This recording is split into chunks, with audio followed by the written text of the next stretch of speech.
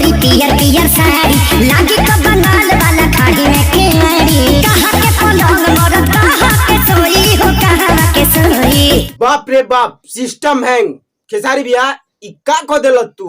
तो फाइनली दोस्तों, विवाद के बाद और दिल्ली हाई कोर्ट के फैसला के बाद खेसारी लाल यादव के न्यू सॉन्ग रउरा लोग के बीच में आगल बाटे और इ गाना कैसन बाटे एकरे बारे में बात करे वाला बानी। तब बना रह जाए वीडियो में अंत तक।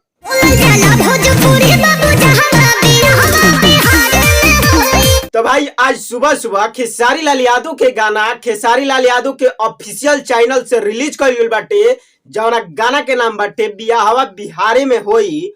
और एक गाना के लिखले बड़े अखिलेश कश्यप और म्यूजिक देले बड़े गोलू गुलजार और गाना के गईले बड़े खेसारी लाल यादव और शिल्पी राज। गोरी पियर पियर साड़ी लागी का बंगाल वाला खाड़ी में केवाड़ी। और गाना के लिरिक्स के बारे में बात कर जाओ तो गाना के लिरिक्स में कोनो कमी नहीं थे और म्यूजिक में तो भाई म्यूजिक भी जबरदस्त बाटे और वीडियो क्वालिटी पहले से ज्यादा ध्यान दिया जाता है अब खेसारी लाल यादव के वीडियो क्वालिटी पर।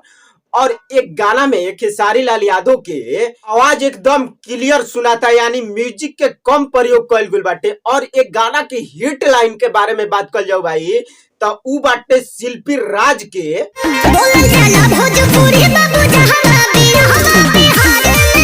तो भाई हम बता दी तहनी लोग के कि कुल मिला जुला के इ खेसारी लाल यादव के गाना एकदम मस्त बाटे। और बता दी कि इ गाना ट्रेंडिंग में भी जा सकता, कैसे कि खेसारी लाल यादव के ही नाम हटे ट्रेंडिंग स्टार। और इ गाना ट्रेंडिंग चैनल से भी छूटल बा तो इ गाना ट्रेंडिंग में भी जा सकता। और गाना आवत ही अतना तहलका मचैले बा कि लाइक व्यू के मत पूछी जाए।